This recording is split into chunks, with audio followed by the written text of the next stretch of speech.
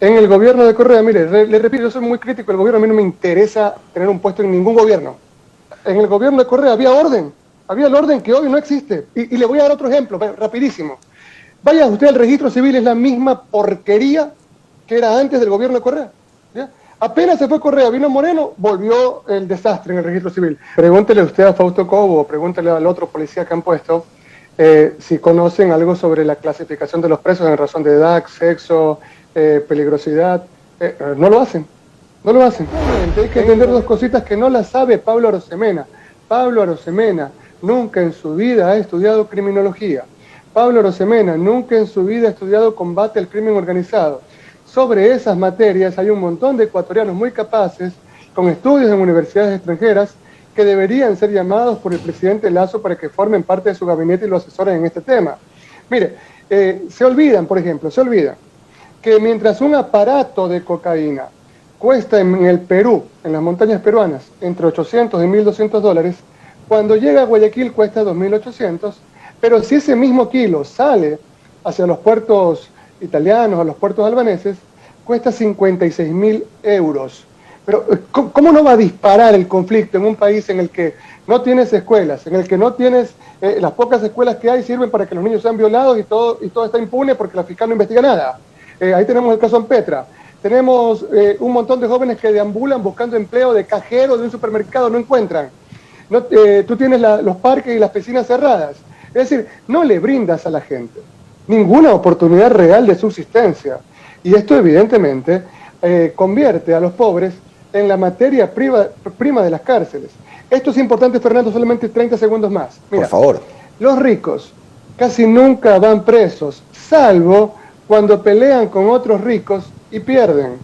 La cárcel generalmente, verá, hay un montón de idiotas en las redes sociales, porque las redes sociales le permiten a un montón de tarados que antes no decían una sola palabra, escondidos en el anonimato, decir qué bueno que se estén matando, qué bueno que los maten a todos. Sí. Lo que no entienden estas personas, que también son pobres, es que la cárcel es, como decimos en el barrio, la casa del jabonero, el que no cae resbala. Ecuador tiene 40.000 presos, mi querido Fernando. Esto equivale a que 1 de cada 446 personas en el país está preso. En cualquier momento va a la cárcel. No es que se están matando solamente entre terribles monstruos que tienen cachos como el demonio. Acaban de matar a un señor que estaba preso allí, yo no sé cómo, con una condena a 1 año. A 1 año, le faltaban 3 meses por salir.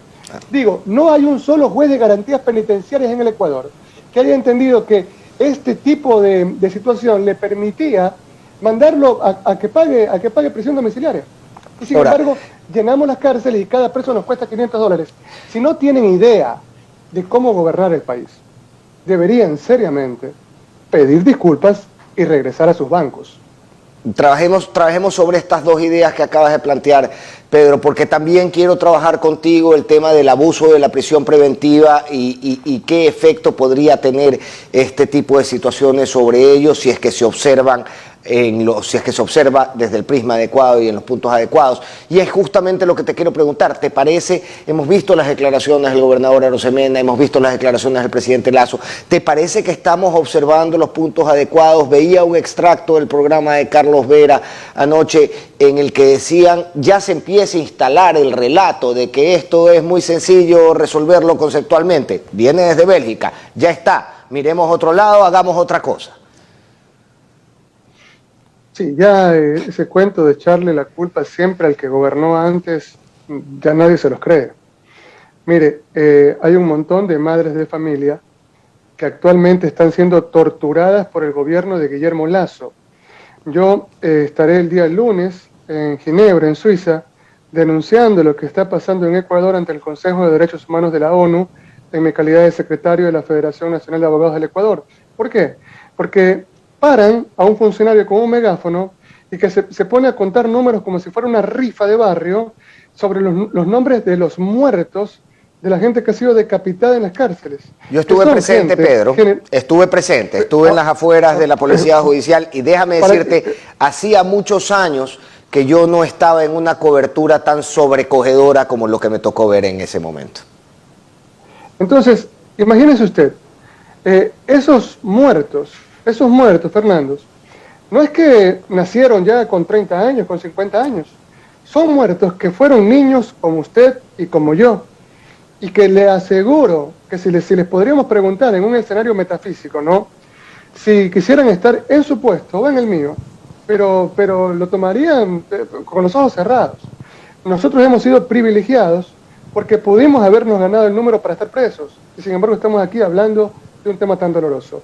Le repito, yo no creo que si usted le pregunta al distinguidísimo gobernador del Guayas, ¿qué pasó en el 2000 con el cartel de Tijuana? ¿Quién lo regentaba? Si era la familia Arellano Félix, por ejemplo. O si sabía, por ejemplo, que en el cartel de Juárez estaban los Carrillo Fuentes. Eso él no conoce.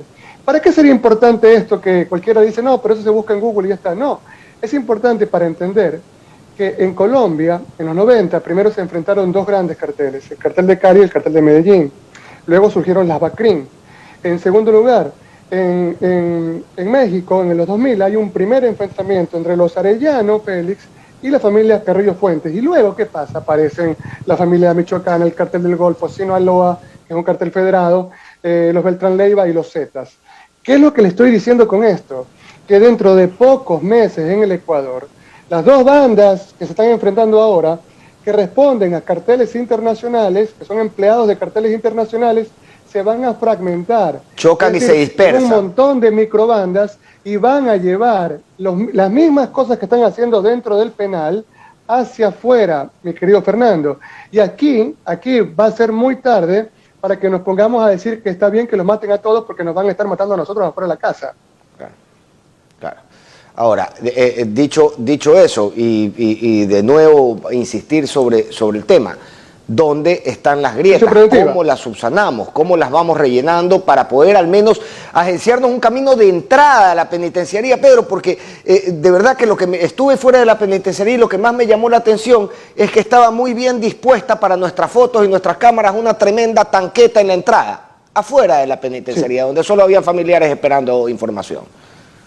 Sí, mire, el señor Pablo Arosemena, le puedo garantizar que si alguna vez él ha tenido contacto con las artes marciales, ha sido porque la aprendió en una escuela privada, lo cual está bien, Yo tengo a mi hija también en una escuela privada de artes marciales, que siempre es importante.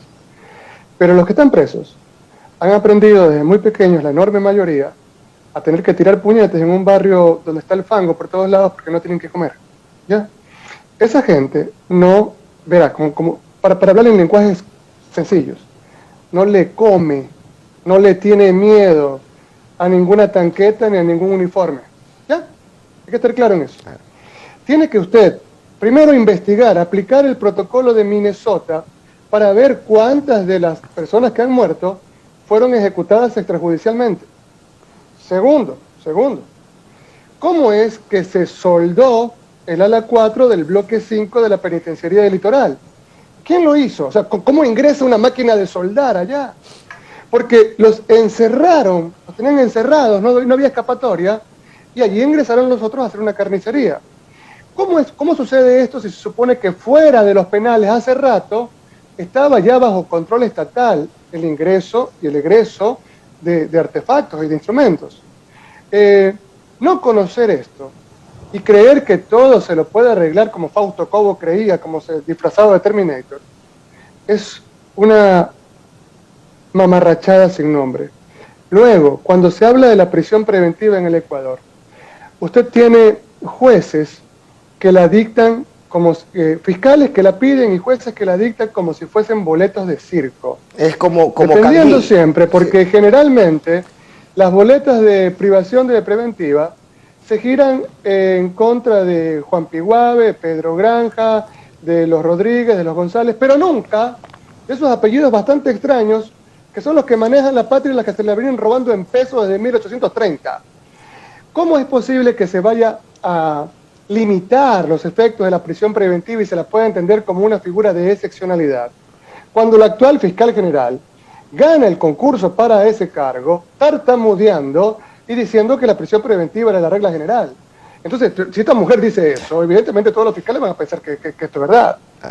Y no solamente eso, existe, nosotros también abonamos a eso, y por nosotros quiero decir la discusión pública de estos temas, principalmente en redes sociales, pide prisión prisión preventiva ante hasta el más pequeño indicio, ante el más pequeño rumor de algún tema que se instala en la opinión pública.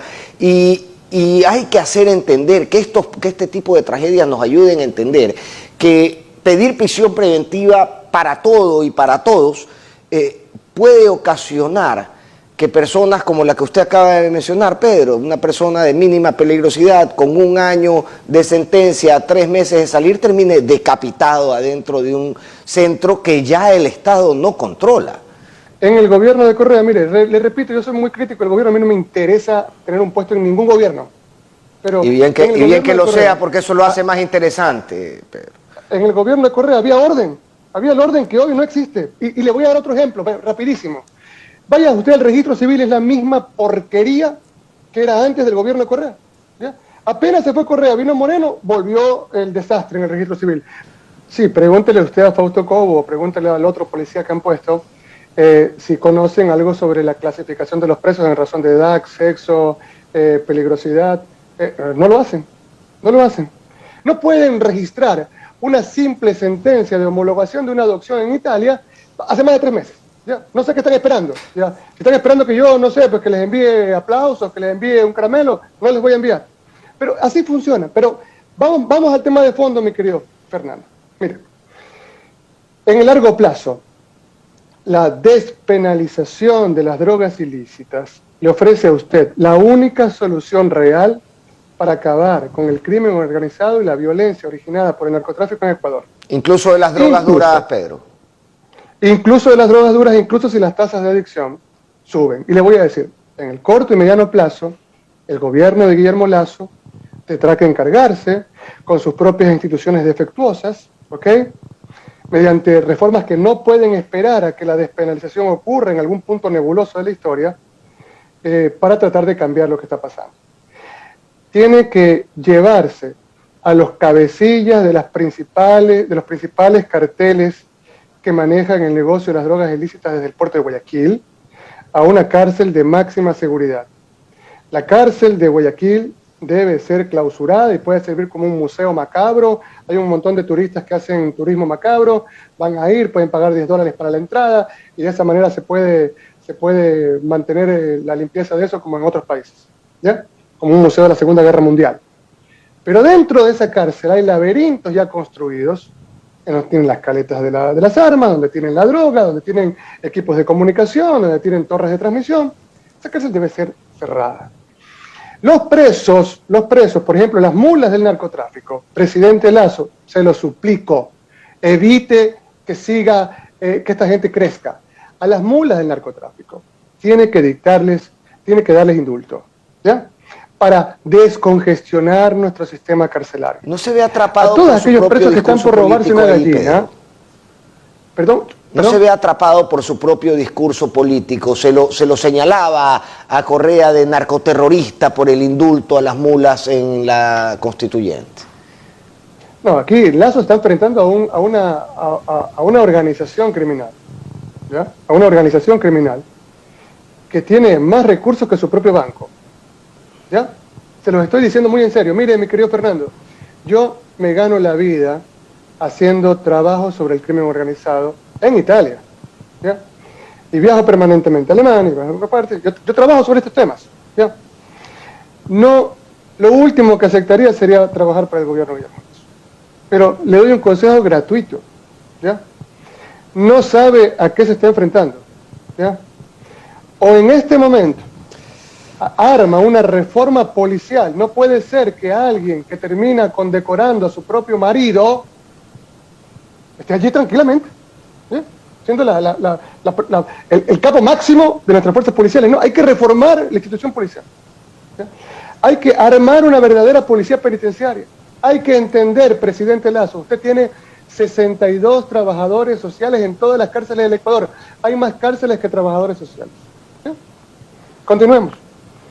Si usted no clasifica a los presos, si usted no se lleva a los principales jerarcas de las dos bandas que se están peleando actualmente el control del puerto de Guayaquil, no se los lleva a una cárcel de máxima seguridad. Si usted no le garantiza la vida a los presos que quedan allí, usted no llega a la consulta popular. No le estoy adivinando el futuro, le estoy diciendo exactamente lo que va a ocurrir, con hechos, con hechos.